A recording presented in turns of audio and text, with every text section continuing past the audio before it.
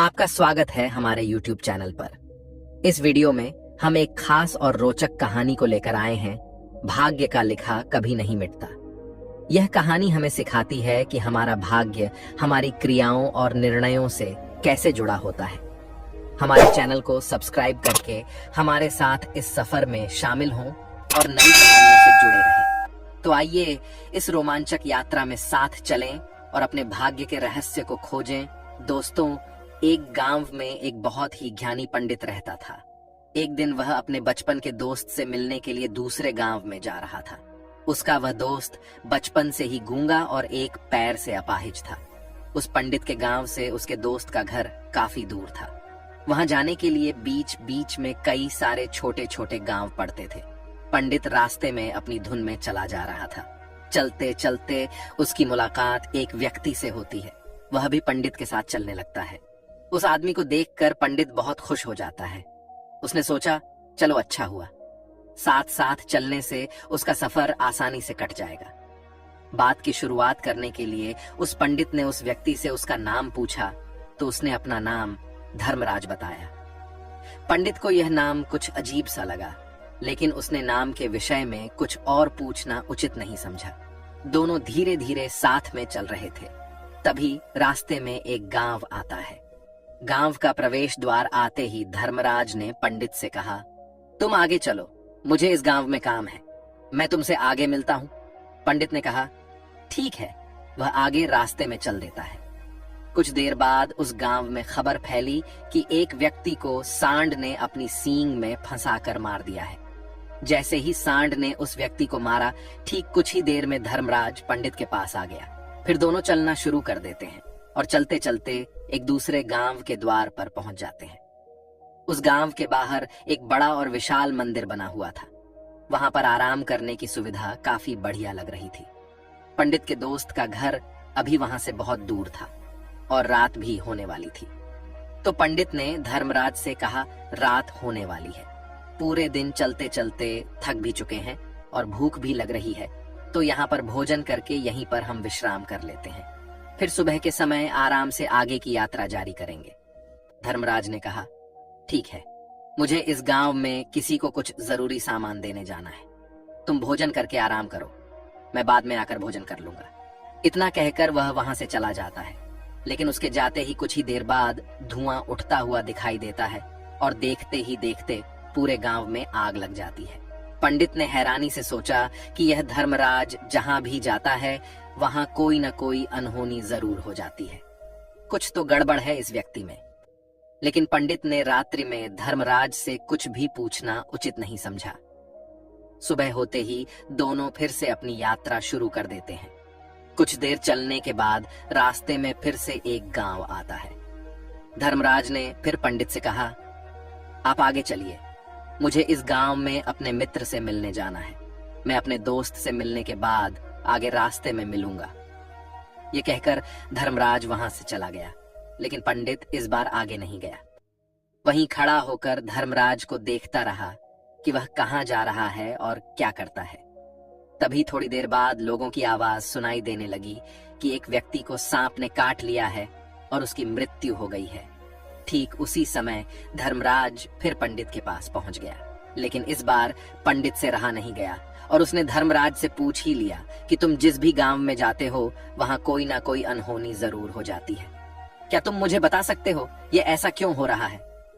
धर्मराज ने कहा, पंडित जी, आप तो मुझे बहुत ज्ञानी मालूम पड़े थे, इसीलिए मैं आपके साथ चलने लगा था, क्योंकि ज्ञानियों का साथ बहुत अच्छा होता है, परंतु आप अभी तक समझ नहीं पाए कि मैं कौन हूं। पंडित ने कहा, मैं समझ गया हूं, लेकिन मुझे कुछ शंका है। अगर आप ही अपना उपयुक्त परिचय दे दें तो मेरे लिए आसानी होगी। तब धर्मराज ने जवाब दिया कि मैं यमदूत हूं और यमराज की आज्ञा से उन लोगों के प्राण हरण करता हूं जिनकी उम्र पूरी हो चुकी है। हालांकि पंडित को पहले से ही इस बात की आशंका थी, फिर भी धर्मराज के मुंह से यह बातें सुनकर वह घबरा गया। लेकिन वह हिम्मत करके पूछता है कि अगर तुम सच में यमदूत हो तो मुझे बताओ, अगले मृत्यु किसकी है? धर्मराज ने जवाब दिया, अगली मृत्यु तुम्हारे उसी मित्र की है जिससे तुम मिलने जा रहे हो, और उसकी मृत्यु का कारण भी तुम ही बनोगे। यह बात सुनकर पंडित सहम गया और सोच में पड़ गया कि अगर सच में यह धर्मराज यमदूत हुआ तो उसकी बात भी सच होगी और उसके कारण मेरे बचपन के सबसे अच्छे मित्र की मृत्यु हो जाएगी। तो सबसे अच्छा तो यही होगा कि मैं अपने मित्र से मिलने ही न जाऊं। कम से कम मैं उसकी मृत्यु का कारण तो नहीं बनूंगा। धर्मराज ने मुस्कुराते हुए कहा, तुम जो सोच रहे हो वो सब मुझे पता है, मगर तुम्हारे अपने मित्र से मिलने न जाने से नियति नहीं बदल जाएगी। तुम्हारे मित्र की मृत्यु तो निश्चित है और वह अगले कुछ ही पलों में घटित होने वाली है। महाकाल के मुंह से ऐसी बातें सुनकर पंडित को झटका लगा, क्योंकि महाकाल ने पंडित के मन की बातें PRH ली थीं, जो कि एक सामान्य व्यक्ति के लिए संभव नहीं है। अब पंडित को विश्वास हो गया कि यह धर्मराज सचमुच में यमदूत ही है। जब पंडित को यह पूर्ण विश्वास हो गया कि धर्मराज जी यमदूत हैं, तो वह घबरा गया। वह अपने मित्र की मृत्यु का कारण नहीं बनना चाहता था, इसीलिए वह पलटकर अपने गांव की तरफ वापस जाने लगा। लेकिन जैसे ही पंडित वापस जाने के लिए मुंडा, उसने देखा कि उसका मित्र तेजी से उसकी तरफ चला आ रहा है, जो कि पंडित को देखकर अत्यंत प्रसन्न दिखाई पड़ रहा था। अपने मित्र के आने की गति को देखकर पंडित को ऐसा लगा कि जैसे उसका मित्र काफी देर से उसका ही पीछा कर रहा है।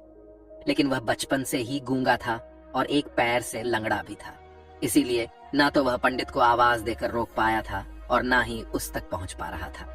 धर्मराज के मुंह से ऐसी बातें सुनकर पंडित को झटका लगा, क्योंकि धर्मराज ने पंडित के मन की बातें पढ़ ली थीं, जो कि एक सामान्य व्यक्ति के लिए संभव नहीं है। अब पंडित को विश्वास हो गया कि यह धर्मराज सचमुच में यमदूत ही है। जब पंडित को यह पूर्ण विश्वास हो गया कि धर्मराज जी यमदूत है, तो वह घबरा गया। वह अपने मित्र की मृत्यु का कारण नहीं बनना चाहता था, इसीलिए वह पलटकर अपने गांव की तरफ वापस जाने लगा। लेकिन जैसे ही पंडित वापस जाने के लिए मुड़ा, उसने देखा कि उसका मित्र तेजी से उसकी तरफ चला आ रहा है, जो कि पंडित को देखकर अत्यंत प्रसन्न दिखाई पड़ रहा था।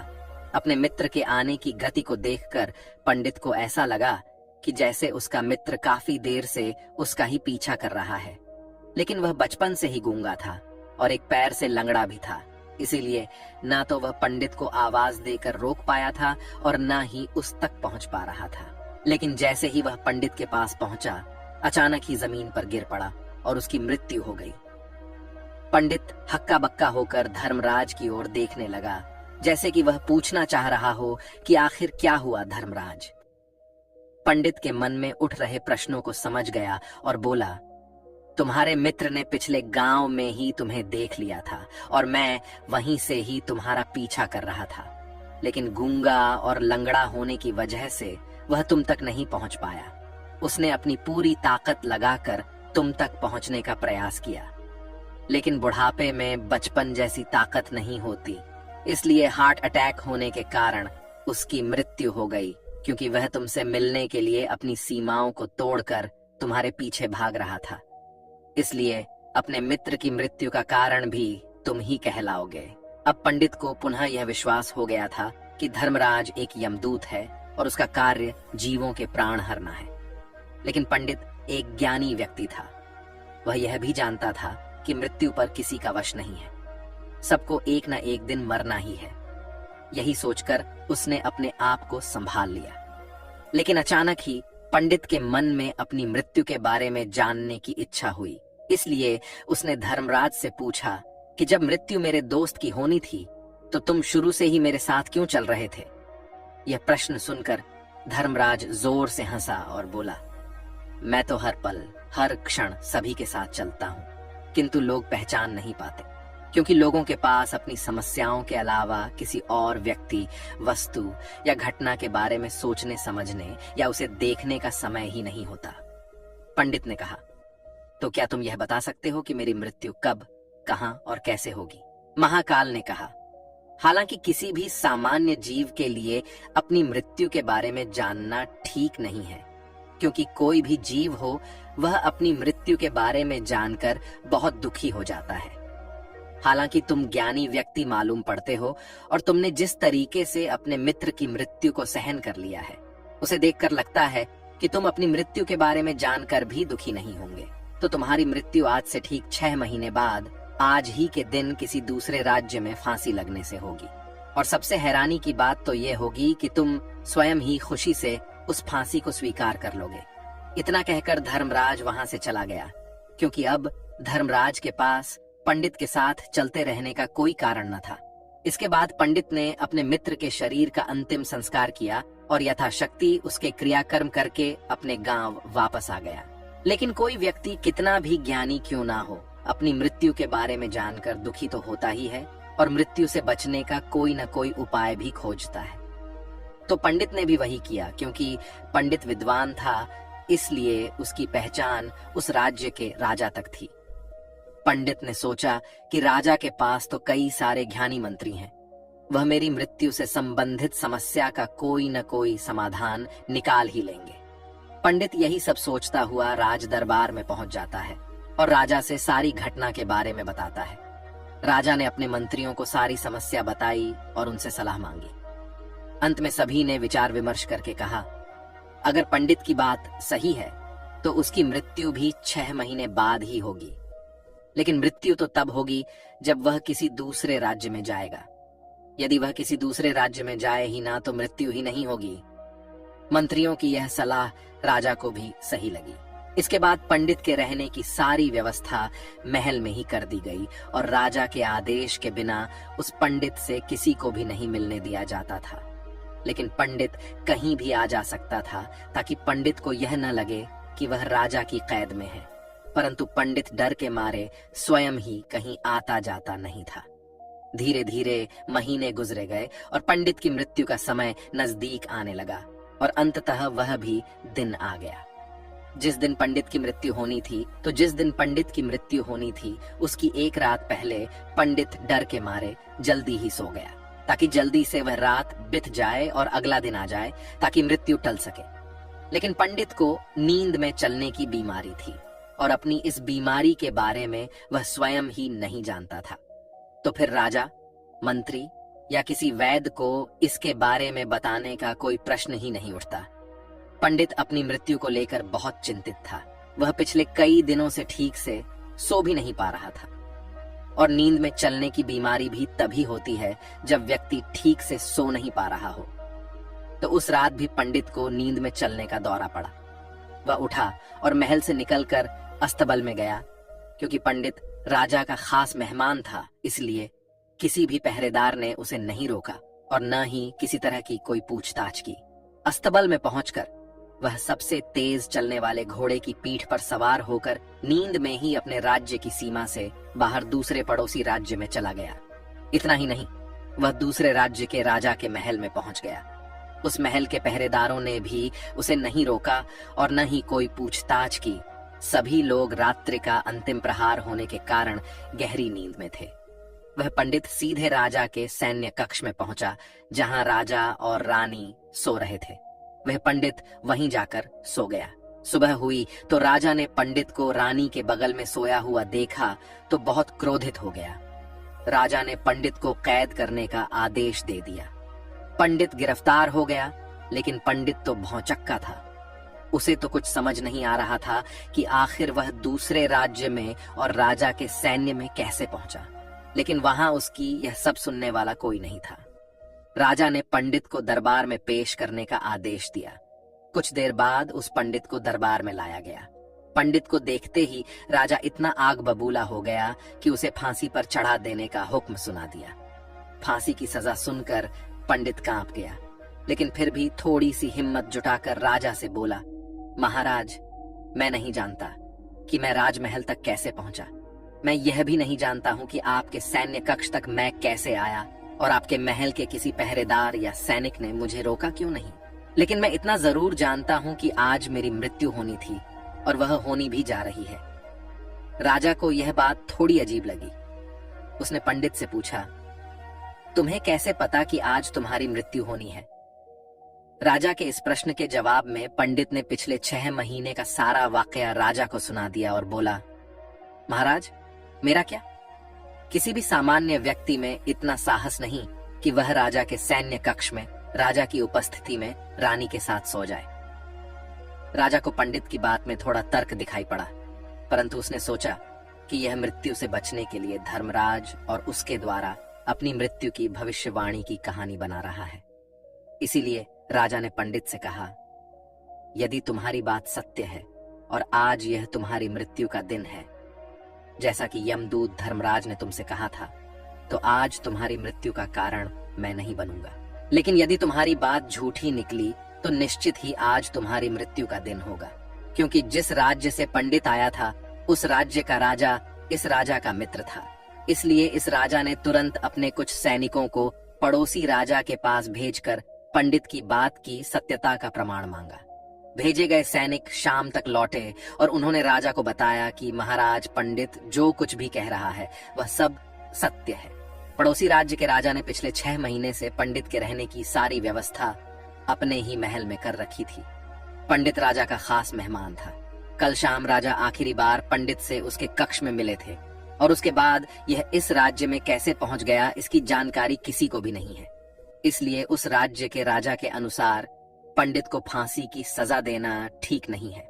लेकिन राजा के सामने एक नई समस्या थी, क्योंकि उसने बिना पूरी बात जाने ही पंडित को फांसी की सजा सुना दी थी। इसलिए अगर पंडित को फांसी नहीं दी जाती तो राजा के वचन का अपमान हो जाएगा। लेकिन अगर राजा की बात का मान रखा जाए तो बेवजह ही एक निर्दोष व्यक्ति की मौत हो जाएगी। राजा ने अपने सभी मंत्रियों से इस बारे में सुझाव मांगा तो मंत्रियों ने राजा को सुझाव दिया कि महाराज, पंडित को एक कच्चे सूत के धागे से फांसी लगवा दी जाए।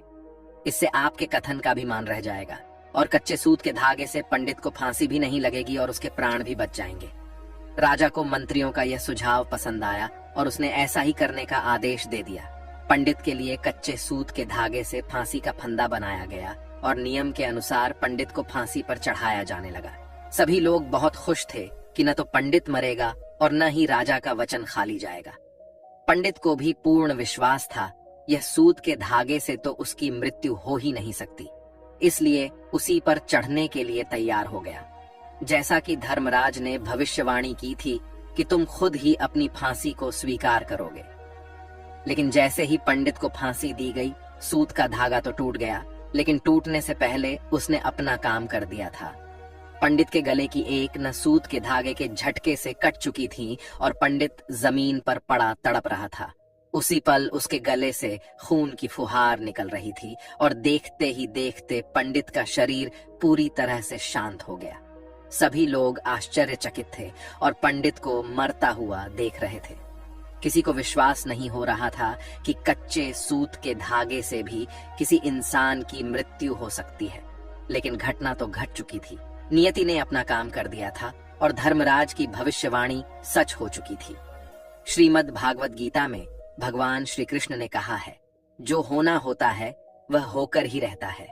हम चाहे कितनी ही सावधानी बरतें, कितना ही उपाय कर लें, लेकिन घटना और घटना की पूरी प्रणाली पहले से ही तय होती है, जिसे हम थोड़ा सा भी इधर उधर नहीं कर सकते हैं। दोस्तों, शायद इसीलिए ईश्वर ने हमें भविष्य जानने की क्षमता नहीं दी है, ताकि हम अपने जीवन को ज्यादा बेहतर तरीके से जी सकें। और यही बात उस पंडित पर भी लागू होती है। अगर पंडित ने धर्मराज से अपनी मृत्यु के बारे में न पूछा होता तो 6 महीने तक राजा के महल में कैद रहकर डर डर कर जीने की बजाय ज्यादा बेहतर जीवन जीता।